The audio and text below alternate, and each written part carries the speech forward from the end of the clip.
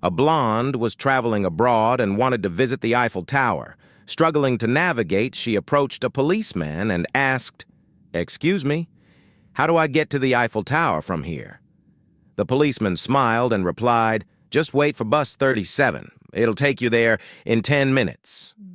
She thanked him, and the policeman went on his way. Hours later, while passing by the same spot, the policeman was shocked to see the blonde still standing there. "Miss, why are you still here?" he asked. "I told you about the bus. It's hours ago." The blonde smiled confidently and said, "Oh, don't worry, officer. The 30th bus just passed a moment ago, so there are only 7 more to go." A man from the U.S. visits Mexico to watch the bullfights. Afterward, he goes to a restaurant and orders a delicacy, bull testicles, also known as oysters or eggs in Mexico. When the waiter brings them out, the man is amazed at how large, juicy, and delicious they are. He tells the waiter, "I've never had anything like this before. Next time I'm here, I'll definitely order the same thing." True to his word, the man returns and orders the bull testicles again. This time, the waiter brings out a small, tough, and stringy portion. The man calls the waiter over and says, "I don't understand. Last time I was here, they were huge and delicious. Why are these so small and disappointing?"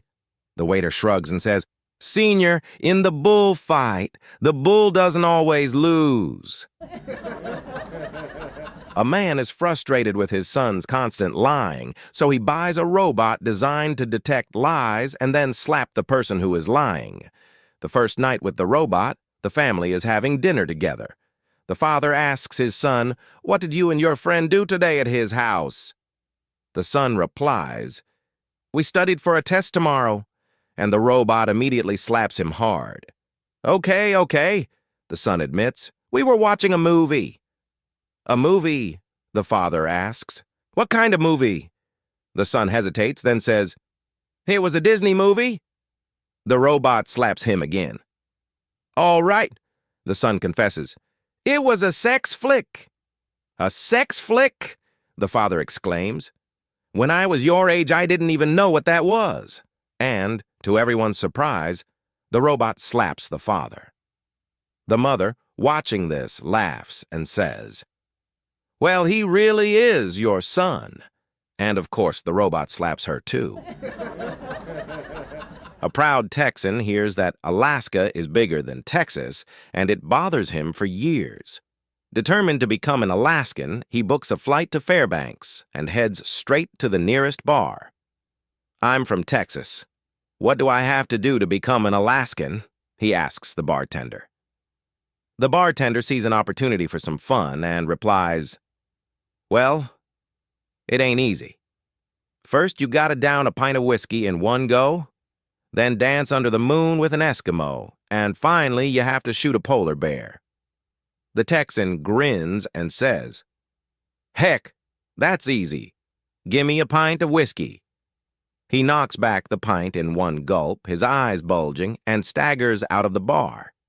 Hours later, just before closing time, the Texan stumbles back in, his clothes torn and blood covering him from head to toe. "What happened?" the bartender gasps. The Texan slurs, "Never you mind. Where's that Eskimo I gotta shoot?" My wife and I have 2 daughters, and the older one has 2 daughters, while the younger one has an infant son. One day, the older daughter's youngest child, about 5 years old, was starting to become curious about the differences between boys and girls. As it happened, the little boy needed a diaper change, and I offered to do it while his mom was occupied. The 5-year-old cousin plopped down near me as I began removing the baby's diaper. When I was about to put on the clean one, I noticed her eyes widen in astonishment as she pointed at the baby's middle and asked, "What's that?" Not embarrassed to use proper anatomical terms, I calmly replied, "That's his penis." She paused for a moment, then matter-of-factly said, "Oh." So that's what boys have. Then with a knowing look, she added, Mommy told me what girls have. We have an agenda. Trying to hold back laughter, I simply responded, Yes, and you'll always have one too. A farmer stopped by the local mechanic's shop to have his truck repaired. The mechanic suspected it was a transmission issue, so they couldn't fix it while he waited. The farmer told them he didn't live far and would just walk home. On his way, he stopped at the hardware store, bought a bucket and a gallon of paint. Then he went to the feed store and picked up a couple of chickens and a goose. As he struggled to balance all his purchases outside the store, he was stumped by how to carry everything home. While scratching his head, an elderly lady approached him and asked, Can you tell me how to get to 1603 Mockingbird Lane? The farmer replied, Well, my farm is close to that. I would walk you there, but I can't carry all this stuff. The old lady suggested, Why don't you do this? Put the can of paint in the bucket, carry the bucket in one hand, put a chicken under each arm, and hold the goose in your other hand. Why, thank you, that works just fine, said the farmer, and he proceeded to walk the lady home. As they passed an alley, he suggested, Let's take my usual shortcut through here. We'll be there in no time. The lady looked at him cautiously and said, I'm a lonely widow, without a husband to defend me. How do I know you won't take advantage of me in this alley? The farmer, now irritated, said, Lady, I'm carrying a bucket, a gallon of paint, 2 chickens and a goose. How in the world could I do anything? The old lady grinned and replied, Set the goose down, cover it with the bucket, put the paint can on top, and I'll hold the chickens. 4 older men were playing golf when the conversation turned to boasting about their sons. The first man proudly says, My son has done so well this year, he made such a fortune that he was able to give a friend a brand new house. Wow, say the others. The second father chimes in, Well, my son did even better. He was able to give a friend a brand new Lamborghini. Wow, say the others. The third man adds, As for my son, this year he made so much money, he took a friend on a round-the-world cruise. And they're still away. Wow. Respect, say the others. The fourth father, knowing his son's situation, pauses for a moment before speaking. The others brace themselves, stifling their laughter. Well, as you know, my son is gay. And this year he did so well. One lover gave him a brand new house. Another gave him a brand new Lamborghini, and the third took him on a round-the-world cruise. And he's still on it. There is a stunned silence. A man walks into a bar and immediately says to the bartender, Give me a double shot of whiskey now, even before he reaches the bar stool. Everything okay? The bartender asks as he pours the drink. No, the man exclaims. I just found out my brother is gay and that he's been secretly in love with my best friend for over 5 years. Man, that's rough. I'm sorry, says the bartender. A few days later, the man walks in again, looking even more flustered. Give me the same thing I had last time, he says. The bartender sets 2 glasses in front of him, each with 2 shots of whiskey. Wow, you look worse than last time, the bartender says. Everything okay? Oh, God, the man replies. Now my 19-year-old son just came out as gay and stole his sister's boyfriend. The whole house is in chaos. Over the weekend, the same man enters the bar again and says, Just bring the whole bottle in a glass. The bartender, shaking his head in disbelief, asks, Doesn't anyone in your family prefer women? The man downs a glass and then another before replying, Yes, apparently my wife does. A photographer for a prestigious national magazine was assigned to cover the wildfires at Yellowstone National Park. The magazine wanted dramatic aerial shots of the firefighters battling the blaze. When the photographer arrived at the park, he quickly realized that the thick smoke made it nearly impossible to get good shots from the ground. Thinking fast, he requested permission to rent a plane for aerial photos. His request was approved, and he was instructed to go to a nearby airport where a plane would be ready for him. When he arrived, he saw a small plane idling on the runway. He grabbed his gear, hopped in, and shouted to the pilot, "Let's go!" The pilot nodded, taxied to the runway, and took off. Once they were airborne, the photographer said, "Okay, fly over the park and make a few low passes so I can get some good shots." "Why?" the pilot asked. The photographer, slightly annoyed, replied, "Because I'm a photographer, and photographers take pictures." The pilot went silent for a moment. Then in a shaky voice he asked, "Wait, so you're not my flight instructor?" As the crowded airliner prepared for takeoff, the peace was shattered by a 5-year-old boy throwing a full-blown tantrum. He screamed, kicked the seats around him, and ignored his flustered mother's desperate attempts to calm him down. Suddenly, from the back of the plane, an elderly man in the uniform of an Air Force general began making his way up the aisle. With an air of authority, he gently raised a hand to stop the overwhelmed mother. Leaning down to the boy, he pointed to his chest and whispered something softly in the child's ear. Almost immediately, the boy quieted down, took his mother's hand, and obediently fastened his seatbelt. The cabin erupted into spontaneous applause as the general, calm and collected, began his slow walk back to his seat. One of the flight attendants, intrigued, touched his arm as he passed. "Excuse me, General," she asked softly. "What did you say to that little boy?" The old man smiled serenely and replied, "I showed him my pilot's wings, service stars, and battle ribbons. Then I told him they gave me the authority to throw one passenger out of the plane, and I hadn't decided who yet." A travel agent looked up from his desk and noticed an elderly couple gazing longingly at the posters in his shop window, images of glamorous destinations from around the world. The sight tugged at his heartstrings. He'd had a good week and felt unusually generous. He called the couple into his shop and said, "I can see you'd love a holiday, and I know it's hard to afford one on a pension. So I'm sending you both on a fabulous vacation, my treat. And no, I won't take no for an answer." The couple, stunned, gratefully accepted. The agent asked his secretary to arrange 2 flight tickets and a room at a luxurious 5-star resort. Before long, the couple was off on their dream vacation. About a month later, the elderly woman returned to the shop. The travel agent greeted her eagerly. "How was the trip? Did you enjoy it?"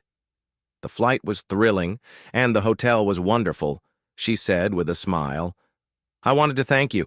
It was truly amazing. But there's one thing I can't quite figure out." "What's that?" the agent asked. She hesitated for a moment before saying, "Who was that old guy I had to share the room with?" A man steps onto the street and flags down a passing taxi. As he settles into the back seat, the cabbie grins and says, "Perfect timing. You're just like Frank." "Frank?" the passenger asks. "Frank Feldman," the cabbie replies. "He was a cab driver who did everything right. Like me showing up just when you needed a ride. Frank always had perfect timing. It was uncanny." The passenger chuckles. "Well, nobody's perfect." The cabbie shakes his head. "Not Frank Feldman. That man was flawless. He could have been a Grand Slam tennis champion, played golf like a pro, and sang like an opera baritone. And his dancing, like a Broadway star. You should have heard him play the piano. Absolute genius." "Sounds like quite the guy," the passenger says. "Oh, that's just the start," the cabbie continues. "He had a memory like a computer. remembered everyone's birthday. He was a wine expert, always knew the best foods to order, and used the right fork every time. He could fix anything. Me?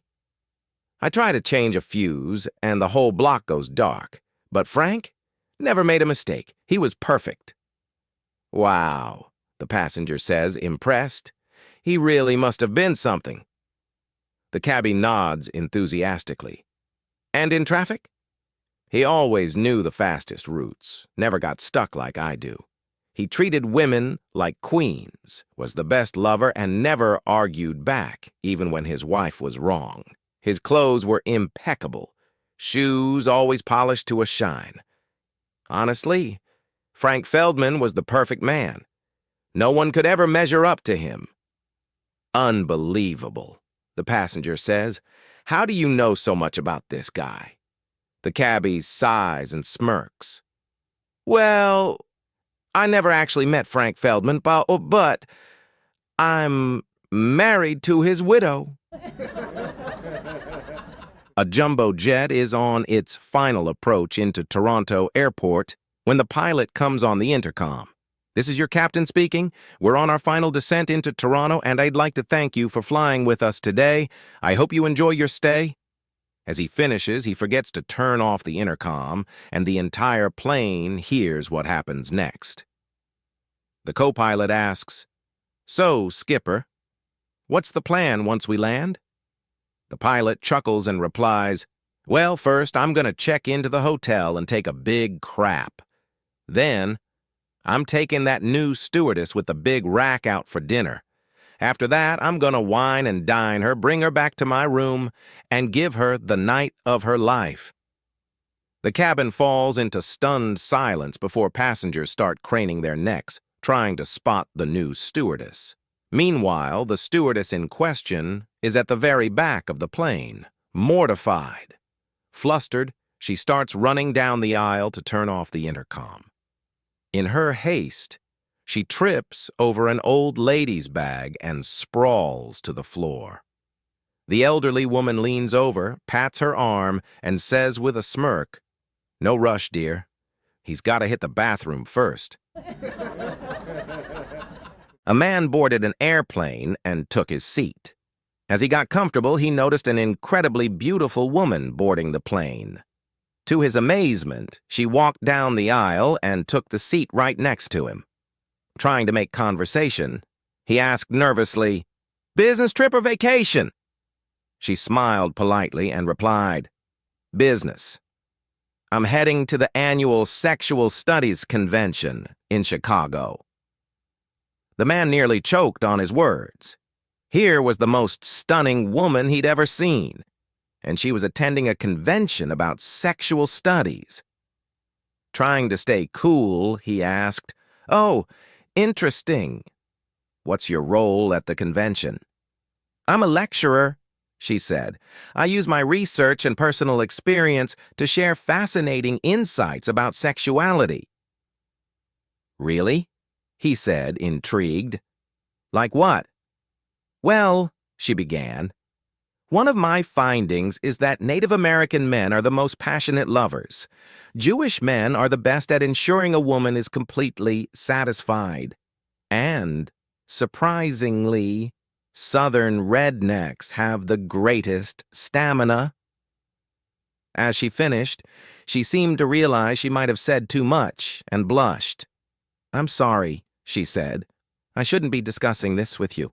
I don't even know your name." The man smiled, extended his hand, and said, "Tonto Goldstein. But my friends call me Bubba." A worried wife took her husband to the doctor and said, "Doctor, my husband can only, perform once. Just once." The doctor examined the husband carefully, then suddenly burst out laughing. The wife, puzzled and a little annoyed, asked, "Why are you laughing, doctor?" "This is serious." The doctor replied, "Oh, I'm sorry, ma'am. He may only perform once with you, but with your neighbor, he goes 3 rounds, stopping only to drink water in between."